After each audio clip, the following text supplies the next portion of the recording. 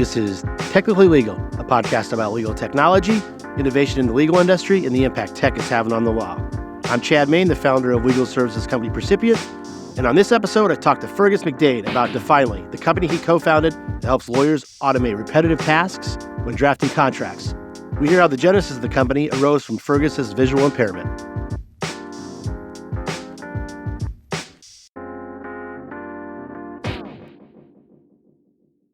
Computer programming and practicing law. Two jobs that require a lot of reading and visual work, right? So you'd think that having a visual impairment might hinder the pursuit of either of these occupations. Not so for today's guest, Feargus MacDaeid. From a very early age, Feargus and his sister were diagnosed with retinitis pigmentosa, which is a rare disease that slowly breaks down cells in the retina over time, causing vision loss. Until he got to college to study computer science, Feargus's vision was pretty decent, but at university, it began to deteriorate, and ultimately, he pretty much became blind. After college, he landed a couple jobs in big tech with Microsoft and Compaq, but ultimately, he wanted to go to law school. With a law degree in hand, Feargus landed two jobs at Magic Circle firms in London, first at Allen & Overy, and then Freshfields, where he was working on M&A deals. Because Feargus has a visual impairment, he had to figure out home-baked hacks within the software he used, like keyboard shortcuts, to get his work done. It was at Freshfields that Feargus met his Definely co-founder, when the two of them were working on the same deal. As Feargus will tell us, his soon-to-be co-founder was the first colleague that actually took any interest in how Feargus accomplished his work and marveled that it was getting done. The two figured there had to be a better way for Feargus to work on contracts, but when they figured out there wasn't, that's when Definely was born. Definely is a suite of tools that helps lawyers accomplish the tedious tasks that relate to the drafting of contracts. The software consists of three modules. There's Definely Draft, which saves users time by helping them track down definitions and references throughout a contract to make sure they're consistent. Then there's Definely Proofread. This looks for things like missing capital letters and defined words in contracts, and it also makes sure that any redline notes are deleted. Finally, there's Definely PDF. This helps users edit and comment on contracts that are sent in PDF rather than Word, which, if you're a transactional lawyer, you know that can be kind of a pain. As we will hear, Feargus is a pretty impressive dude. When I found out he practiced law while blind, I knew for sure I wanted to get him on the show and talk about his journey. I was first kind of diagnosed with a retinal degenerative condition when I was around 11 years of age. But the impact then was really quite low in terms of what I could do and what I was able to do. So in that time, I suppose, I was kind of going through school as normal, but always kind of thinking actually, is there something wrong with my eyes, because I couldn't read things. So tried glasses and things like that, and it just didn't kind of work, and I was like going, okay, there's something more here. And like my mother actually had known, but she'd never told my sister and I that we actually had this condition. Oh, so your sister had it too? So yeah, it's my congenital, sister is also blind. Yeah, she lives out in Florida. So when we were going through schooling, we kind of knew we had problems with our eyes, but we didn't realize actually the severity of it because, my father had died very young. I was 9 when he died. And I suppose my mother, her thinking behind it was she didn't want us to kind of grow up thinking we were somehow limited, which has its advantages too. I suppose in the disabled community, it'd be quite a controversial decision because, some might say, well, actually, we might have been better prepared for the general working life had we developed the tools and the skills much younger, knowing where the condition leads to. So it's kind of one of those things, you never know what the right decision is. Do you tell somebody, do you not tell them, do you let them carry on until they have to learn to adapt? And I think that's kind of where that thinking was. So for me, it first started to kind of impact me when I was doing my history degree at Trinity in Dublin. But up until that time, did you have basically, not full sight per se, but you had some level of sight? Yeah, absolutely, Chad. Like up until that time, I used to play football and rugby and hurling and all those kind of sports that you would do, as a regular kid, and was an avid reader, like always loved reading. It was always one of my big things even as a kid. And that slowly, I suppose, started to get more and more limited as I hit my 20s. Like by the time I was finishing my history degree, I needed, let's say, a large monitor and reverse contrast. What advanced the severity of the impairment? Is it just like age, like for all of us, we suffer macular degeneration, or was it something specific around your 20s that happened?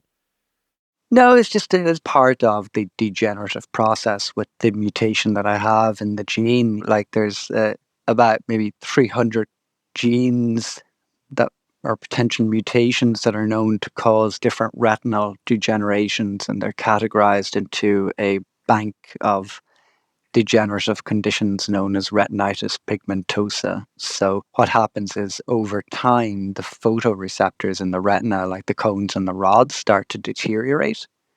And as they deteriorate, your ability to process light obviously goes with that, you know. So at first, if you imagine, like, a really useful way it was described to me at first is like, if you imagine like you've got a mosaic on a wall, and the mosaic, let's say, is made up of like 10,000 small little tiles, and you can see the whole picture. Like, if you imagine you slowly start removing some of those tiles, like you can still see the whole image, even let's say if 100 of those small tiles are missing. But eventually you reach kind of a tipping point where as you remove more and more tiles, or as more and more photoreceptors degenerate, that starts to become more patchy. And eventually you end up not really being able to see the whole image, but just parts of the image. So by the time you start studying for your graduate degree in computer science, 100% is full vision. Where are you vision-wise when you start your studies?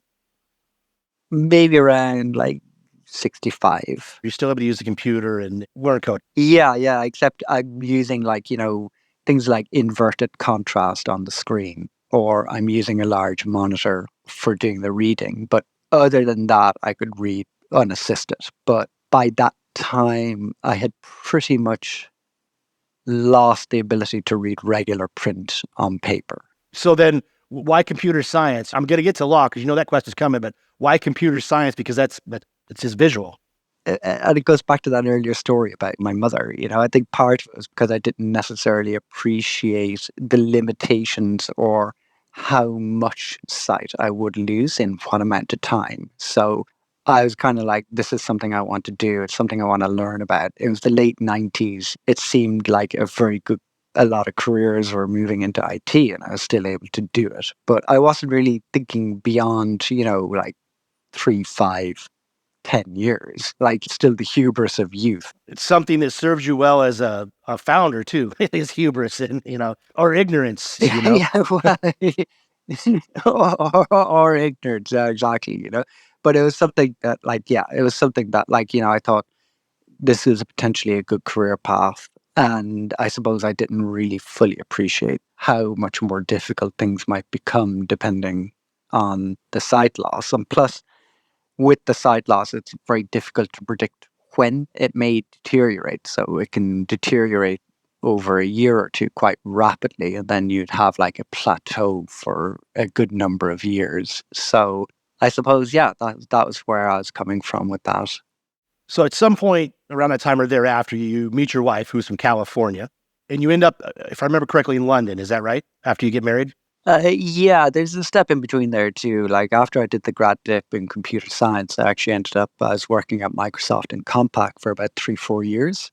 And it was kind of during that time, towards the latter end, that it became just physically really difficult to do what I was doing. And the technology still wasn't exactly there in order to be able to kind of pursue or support that career fully. So I kind of thought, okay, here I'm in my mid-20s, is probably a good time for some kind of career change, because I don't see myself being able to do this the rest of my life.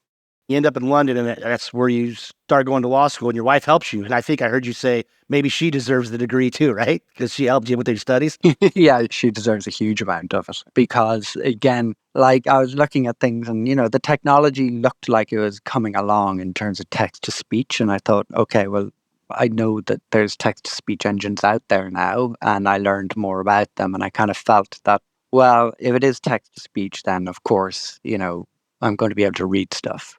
Um, it turned out, though, that text to speech was still quite young in a sophisticated way. And it turned out that a lot of the text that I was getting in digital form at the time was all PDF, which was also very difficult for the text to speech engines to handle. So with that, then, my wife ended up having to do a lot of reading and recording. So Which leads me to the question, and not that I think it's cool and very admirable you did it, but computer science and coding obviously requires a lot of text-based activity as you do it. Law. So I think there's a couple things interesting about law. It's all reading. And historically, as you know, as a legal tech founder, tech has not always been on the forefront of the law, and the law is reticent to change. So what was it about the practice of law, the study of law, that said, even though it's going to be a little harder on me than others, I still want to do it? that again goes back to kind of childhood in a lot of ways. My grandmother, she used to always have this nickname. There's a very famous attorney over here in Ireland called his surname was Burke. And even as a child, my grandmother she'd always call me the attorney Burke. Like, oh, here's the attorney Burke, because I was just a chatty, curious, really interested person in things, and always asking questions. And it just always felt like something very natural for me to want to learn about and do. And I kind of thought technology was moving at a pace that actually it would be quite sustainable in a lot of ways, in terms of, yes, PDFs might not be hugely accessible, but Word documents were becoming more and more and more accessible, even throughout the time of my degree when I was studying at King's. So I kind of felt that, like, if I can read the information, if I can access the information, then I'm going to have some chance of being able to do it. Because, I had taught myself to touch type. So typing wasn't really a problem. So as long as I could get the feedback, I kind of felt I'd be okay. Are you in law school in the early 2000s? You're working at Microsoft, studying in the 90s. Were you in the early 2000s, early aughts?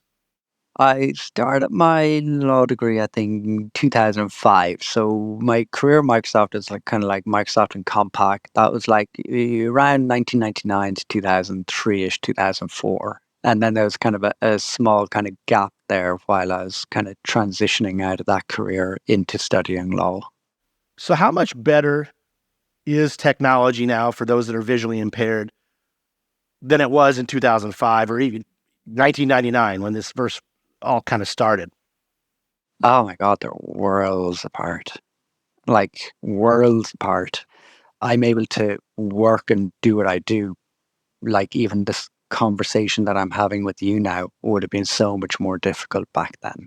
Just using assistive technology and text to speech. It's a huge world of difference. Like it's not perfect and I have a lot of issues with it, but it's still accessible in the sense that you can do your work. I suppose when you want to look at things, I think in that movement or that kind of area of things, I think what you find for me is that a lot of the issues I have actually is around workflow. It's not necessarily around being able to access the information. What do you mean by that about workflow? Well, you see, because a really simple example would be text to speech engines. Like they look at things in a very linear way when you're reading.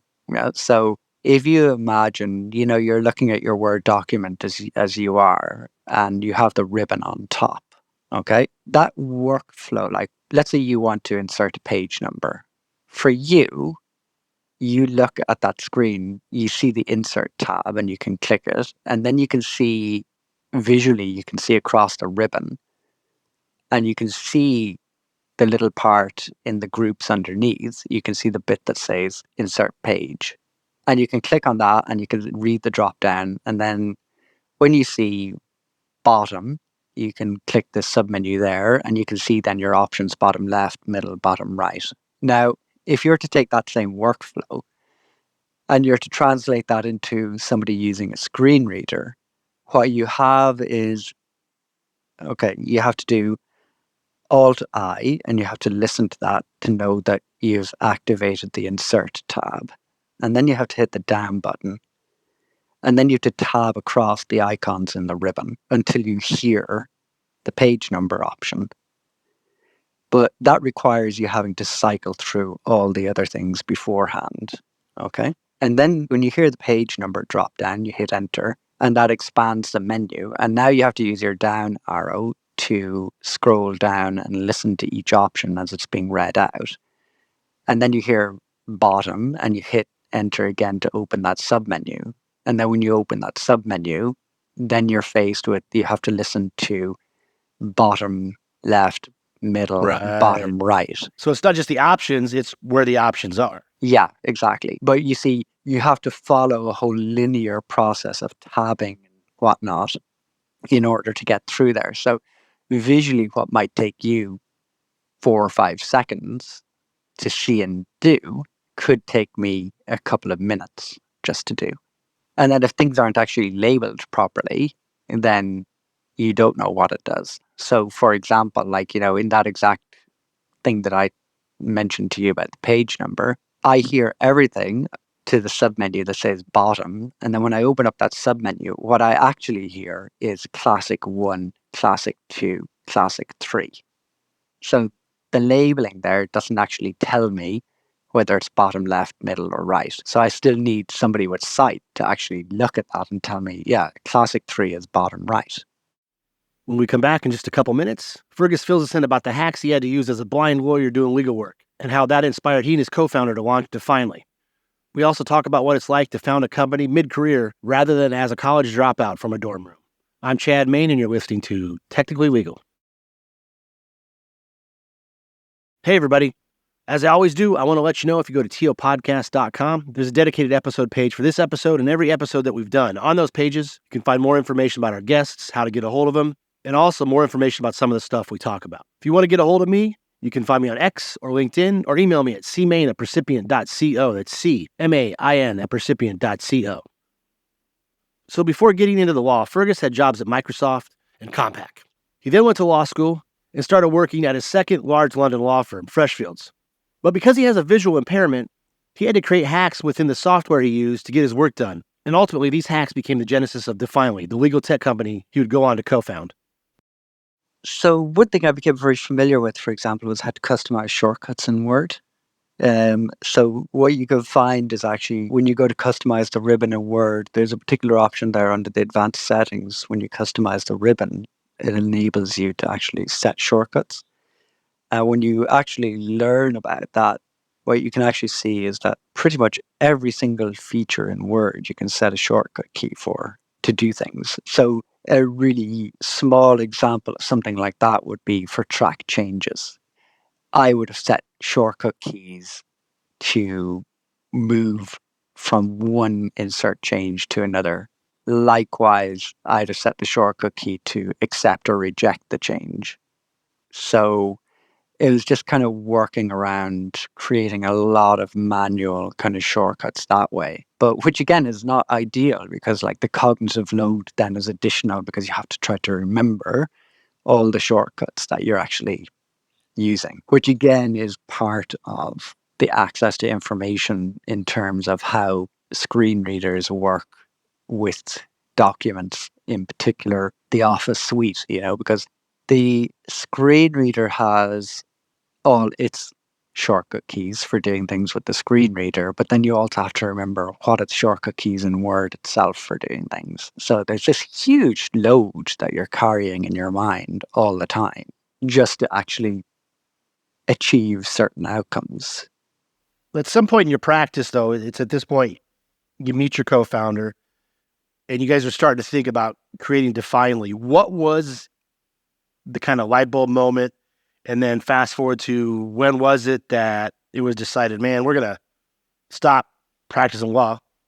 We're going to be legal tech entrepreneurs and launch this company. Yeah, that actually is a really lovely story. And it's a part of the story I always really enjoyed talking about when I met MacDaeid, because what happened was when I moved to Freshfields, one of the very first transactions that I worked on as a qualified lawyer, MacDaeid actually was also assigned to that deal. And it was the first deal he did at Freshfields as a trainee lawyer. So the two of us were kind of put together in these kind of very interesting kind of circumstances. And I suppose like for MacDaeid, I think there was just always this kind of, I suppose maybe he was one of the first people who ever really showed any real interest in like, dude, like, how are you doing this? Exactly. Like he was just like, seriously, like, how are you doing this? But do you think others were thinking that. I think most people think of it because that's the first thing that came into mind is, man, law, that's all just reading and computers. And do you think others were reticent to ask? I think some maybe we're reticent to ask. I think it's an environment people might see you doing things and they're not necessarily the quickest to kind of go, wow, that's actually really impressive that you can even do that. Like back then, there was kind of very much a culture where it's like kind of, the only time you'll know you're doing something is if you're doing something wrong. So Yeah. like you may have, like, I remember one time a partner, I'd asked for feedback. I said, like, is the work okay? And the response was, if it isn't, you will know. Do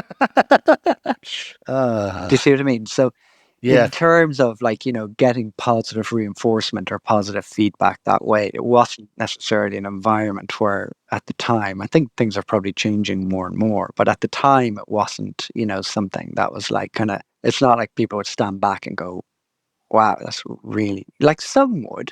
And Andy did. He took an interest. Namdi really did take an interest, and I think that was part of, besides the fact that he's just a really great guy, I think, that was actually really a huge part of the bonding experience for us, while we were going through documents and things, and he'd be just looking, going, damn, like, how are you doing that, And that's kind of where a lot of the impetus kind of started to kind of get generated behind just us working together, I think traditionally, so for example, like when you're looking at some of these big legal documents, I suppose, traditionally you'd have like some of these documents were maybe a couple of hundred pages long. And I suppose when you would look at the traditional kind of workflow of a lawyer reading some of these documents, they could be, let's say, on a page 170, let's say. They're on clause 23, it's on page 170. And as they're reading, let's say, clause 23, they're seeing all these terms that are being used that have been defined in the document itself. So the definitions are specific to that document. And the way like a lawyer would normally handle that was like they would be looking at clause 23 and they'd be reading it and they'd see these terms being used. And what they would do is a lot of them would have actually a printout of the definitions sitting on their table so that as they saw them being used on page 170, they would like flick through the defined terms sitting on their table and they'd see the meanings. Right. And we should explain too these defined terms. In a contract, there's a section that states, as they're referred to in this document, these terms mean the following. And you know that it's a defined term because they're capitalized. Correct. Yeah, correct. And also, like what you will have is like, initially at the beginning of the document, you'll have a list of all of those defined terms that are being used in the document. So the reason they typically do that is like if there's something that they're going to be using more than once throughout the document, they tend to have a definition for that term. So let's say exit event. Yeah, or change of control or secured liabilities or something. And they'll go like, change of control means XYZ, so that that anytime the words change of control are being used in that document, they're being used in this specific context. So depending on the nature of the agreement, you could have, let's say, like facility A means the term loan facility with the aggregate amount of Y. And then when I'm on page 170 and I see something being referred to as facility A because it's got a capital F, because it's been defined, typically you would know, okay, that has a meaning somewhere else in the document. Now I need to find where that meaning is so that I know what the facility A is in the context of this provision that I'm reading. So typically the way people would look for that is like, there's usually like kind of 3 or 4 kind of bog standard kind of ways that was being done. And that was being done either by having a printout of those defined terms and the meanings of them, or people would have a split screen and they would split the screen and they'd leave the definition section on the left side of the screen, and on the right side of the screen they'd be going through the document. So as they would see a defined term being used, they would then go to the left side of the screen and scroll down through the definitions to see what does that mean. Or they would do like Control F and they would look for the defined term, and then they would have to go back to where they were. Now, I suppose with most people, when that's the way you learn how to read the document and to use the document as an attorney, that's what you're used to. You don't necessarily think there is an issue, yeah, because yeah, it's somewhat inefficient, but it's not necessarily a problem. But when you add somebody like me to the mix, then who's visually impaired, having to find that information became something that was like grossly inefficient, because it meant that every time I was trying to find something, because I couldn't read anything on paper, it meant I had to do it somewhere on screen using the screen reader. And one of the biggest issues was the fact that I'd actually always have to lose where I was in the document and then find the meaning and then come back to where I was to read the provision. And Namdi was the one also who noticed that. He was like looking at that going, there has to be a simpler way. Because he could see that every time he could see me physically working, then he'd see me scrolling back down frantically to get to where I was, And then you're also having to remember what it was that it said. So you had this kind of double-edged thing, not only are you losing your place, but you're also having to look for it and remember the meaning when you get back to where you were. So he knew my background, and he was like, there has to be something simpler. But obviously there wasn't. You guys just decided to do it. Yeah. There's no app for that. So you said, well, there needs to be an app for that. Yeah, exactly. And I think that was really the kind of the light bulb moment was when we started thinking about, well, what would simpler look like? What would simpler for me feel like doing this work? And I remember, we were sitting down. I don't know. We were working on some deal, and there was one night. It was quite late, And I just was got, Namdi, if I could just double click the word and have the meaning appear beside me on the screen, so A, I don't have to look for it, and B, I actually don't lose where I am, and I can just read the meaning in the context of the clause that I'm reviewing. So you're in paragraph 1452 and you say to yourself, man, if I could just click the capitalized change of control, maybe like a hyperlink or something, it would pop up the definition and then you could do it. Is that what you're thinking? Basically, that's kind of where that story kind of began then, because actually Namdi is like, oh no, that has to exist already. There has to be something for that, and he did the research on it and he looked it up and he was like, damn, there's nothing, like this doesn't exist. And it sounds so simple, but actually nothing like that did actually exist. And I think I'd still dare anybody to find a more efficient way to read the document than that, And then, well, I suppose you could do it on PDF, right? With bookmarks, a billion bookmarks back and forth, right? Maybe? Yeah, but you'd have to actually go through the process of bookmarking everything in the first place, And the thing was actually, I suppose when Namdi and I started looking at it more and more, well, actually, there are rules to how these things are defined. There is actually a pattern to how they are defined. So if we could design something that worked within those patterns and could find that, then why should we not be able to just display the information in the document? Because the information is already there. So I think, Namdi did that work and we were kind of still working away as lawyers. And I think after we'd asked quite a few people, like, well, what would you think if you could do that? Do you think it would make things easier? And everybody to a man and woman were like, yeah, that'd make things really easy. Doesn't something like that not exist already? Namdi is definitely a much more entrepreneurial, I suppose, spirit than I do. He's probably less risk adverse in that way. I think one way or the other, Namdi is always destined to be an entrepreneur. And I think he was the one who really had the mettle to kind of go, I'm going to do this.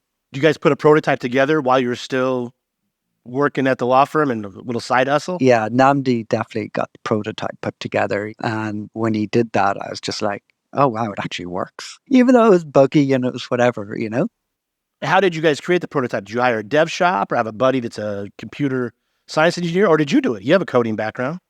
No, my coding background it was too old for that. No, Namdi sourced a dev and gave him requirements. And the dev put a basic prototype together for us. When that was put together, that I think really then for Namdi was very much that, yeah, okay, I'm going, this is something I genuinely think there's a business here. What did it take to convince you? Because you said he's less risk averse than you. His belief in the fact that I genuinely think we have something here, and his enthusiasm and his belief in it, and I think maybe 5 or 6 years working in a Magic Circle firm, you're just like, okay, let's just do it. Let's just go. You go, I go, and that's kind of how it went. It was very much his belief in the product. I'd be kidding myself if I said it wasn't that. I think it's a great question. Definitely his faith in it. Let's talk about the product. There's Yeah. 3 aspects to it. There's what you guys call draft. Yep. There's what you call proofread, and then there's a PDF aspect to it. Let's talk about all 3. Explain what they are. Okay. So the draft product essentially, it's as I was saying, imagine you're on page 170, you're reading clause like 23 or whatever. And essentially what you can do is the document gets scanned and you highlight all the defined terms in the document as they're being used. So now when you're reading page 170, you can see these kind of light highlights on certain words.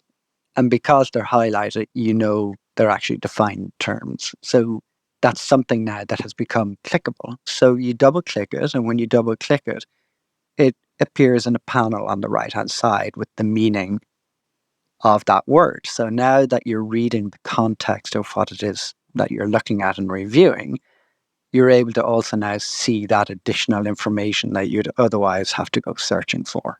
Was the prototype of draft? Yes. And it's a plugin. We should say the product as it exists now is a plugin to Microsoft Word. Was the prototype a plugin? It was. Yes. Because we knew, as lawyers, we knew that, Word is where attorneys are most comfortable. And we also knew that as attorneys, there's a general resistance to kind of changing your workflow. So what we kind of wanted to do was ultimately was augment that workflow with the minimal amount of disruption. So we kind of knew that if we build a separate app, that kind of means they're going to have to take their Word document and then import their Word document into this app. And then they might make changes and then have to redo that in Word. So we kind of felt like that approach wasn't going to work. So we needed something that would allow the attorney to stay in their home environment of Word. So once we got that initial prototype done, then the question started to be, okay, well, let's say they're reading this provision and they see this defined term in the panel on the right-hand side. What if then, as a result of that reviewing and reading, they're kind of going, oh, damn, I need to change the definition. So now it becomes, okay, it has to be editable. And the editing that you do has to be able to be updated in the document, so all these additional little things then came bit by bit afterwards. So it was very much an iterative kind of process, that first thing that we built. We kept seeing kind of little gaps in it where we had to fill. And just so that people understand who are listening, when you look at, let's say, the document cycle for a legal document, there's generally kind of 3 phases. There's the initial kind of document production, which is that kind of area where the draft is being produced, And then there's kind of the phase in between where it's being negotiated back and forward between attorneys. And then there's kind of that post execution phase when the document has been signed. And I think, where we were generally looking to sit ourselves is in that kind of document reviewing stage where the initial draft has been produced from the precedent documents or the standard form documents, or the other side have sent you over the terms. And so the draft is in existence. But now that the draft is in existence, that's fine. It's going to go back and forward between people a lot. And every time it goes back and forward and comments are being made, that means you're having to review and read that document and make potential edits based on what those changes were. And that was the space where we kind of felt that a lot of, the work could be done, because that's where a lot of the lawyer's work is. It's actually in that negotiating phase. That's where a lot of the kind of gold is in terms of what they do in their day-to-day work.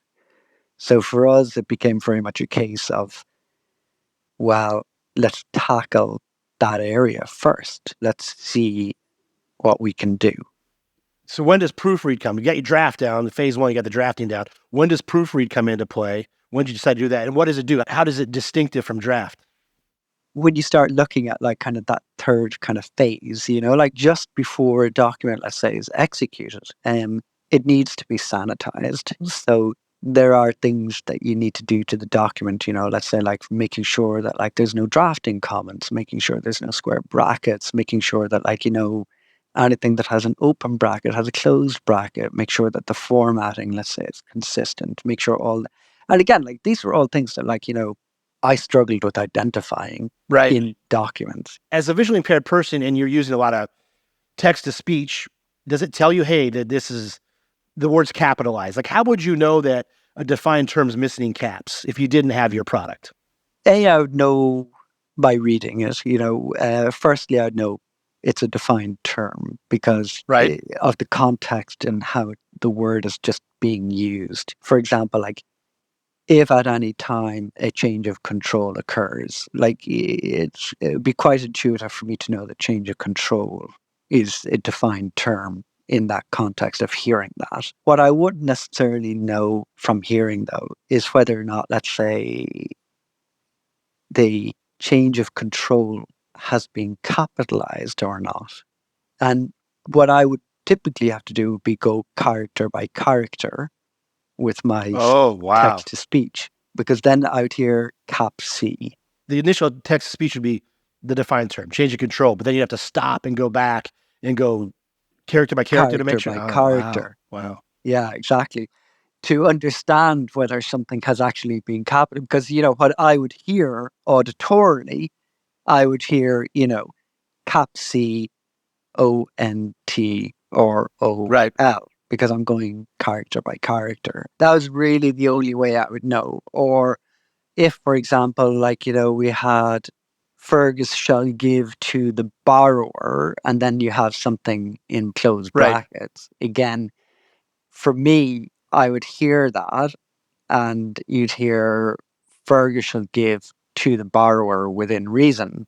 But you wouldn't hear the brackets. You wouldn't necessarily hear the brackets, correct. But now definedly proofread does all that for you. It fixes that.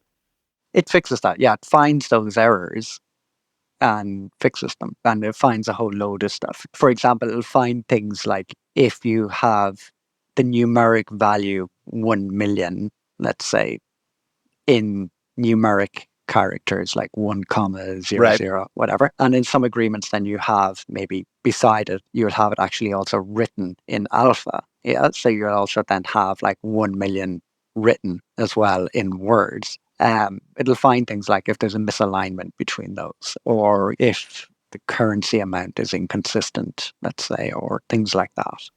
You start with draft. You go through the negotiation. You got a proofread. You're ready to go, and then you push it to your PDF product, right? Yeah.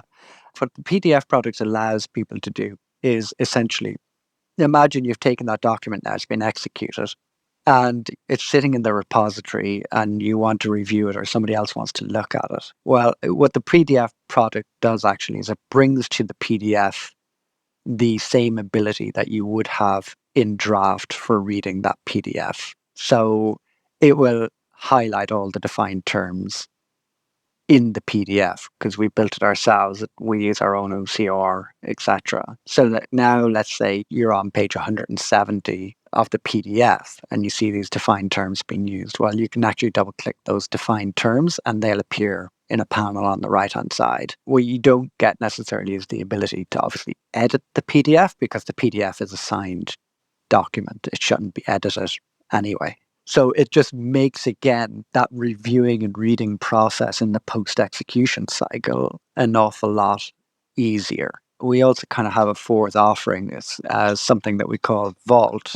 The idea behind it is essentially that, like, when a user Or customers are using, let's say, our products. What they could do is essentially they can connect this vault to their document repository system.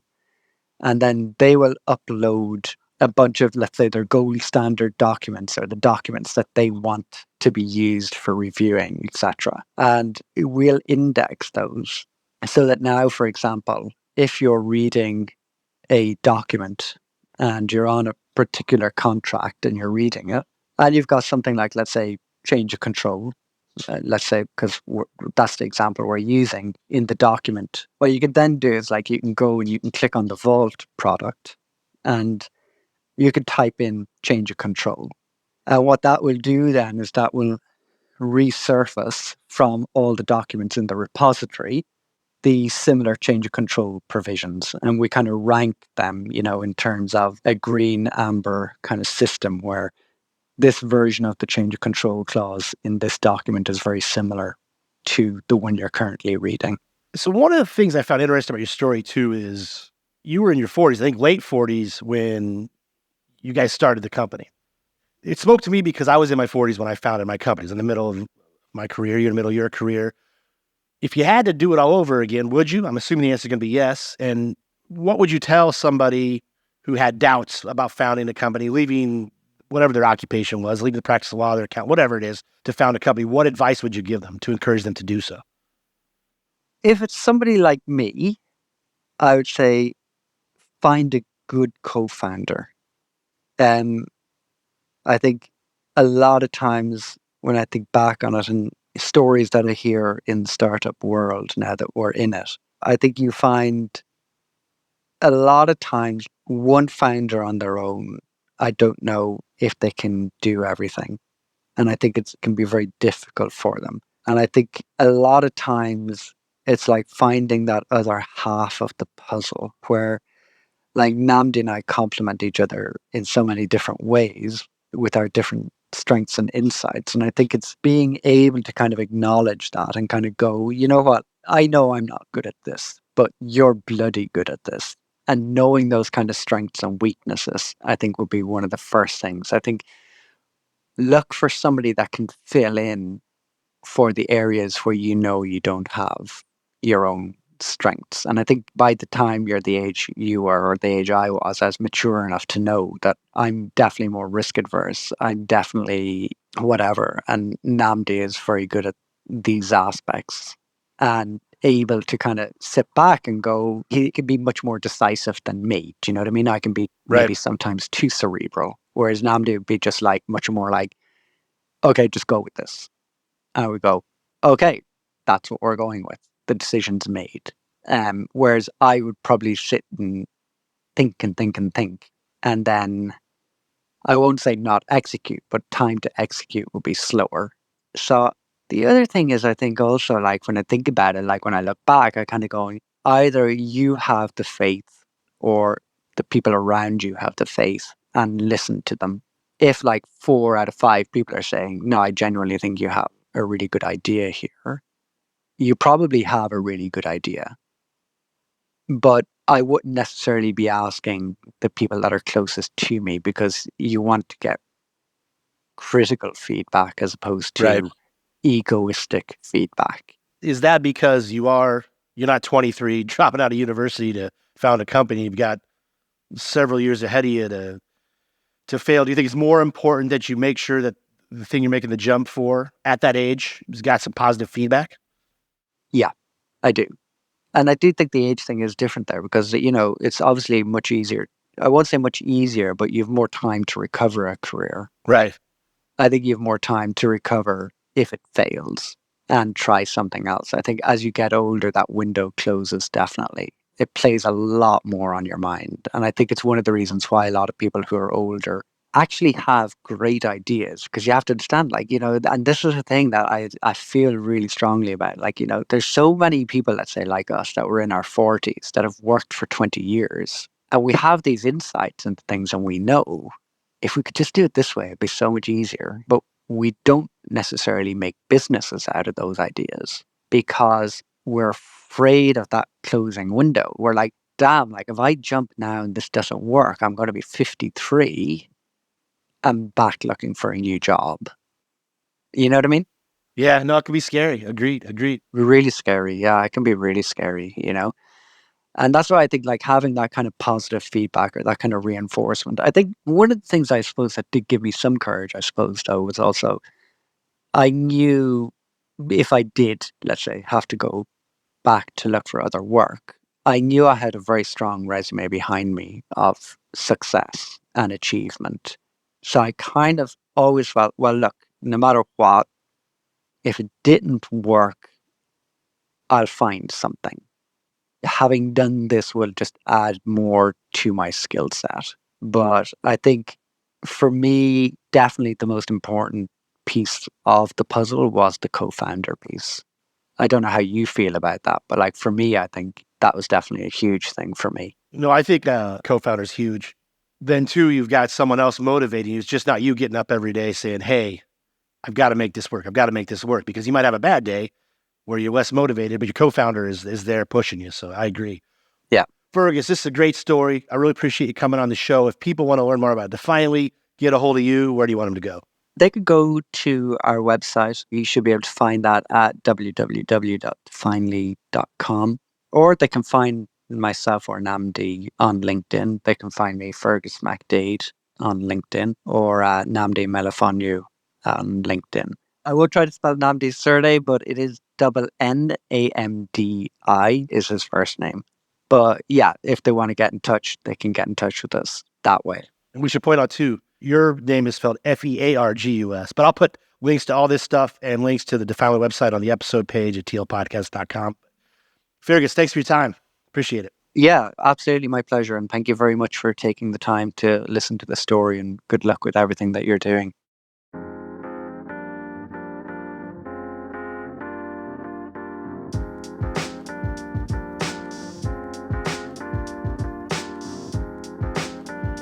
Okay, that's a wrap for today's episode. As always, we really appreciate you listening. If you want to subscribe, you can find us on most major podcast platforms like Apple, Spotify, Google, Stitcher, etc. Also, if you like us enough, I hope you leave us a favorable review. Thanks again for listening. Until next time, this has been Technically Legal.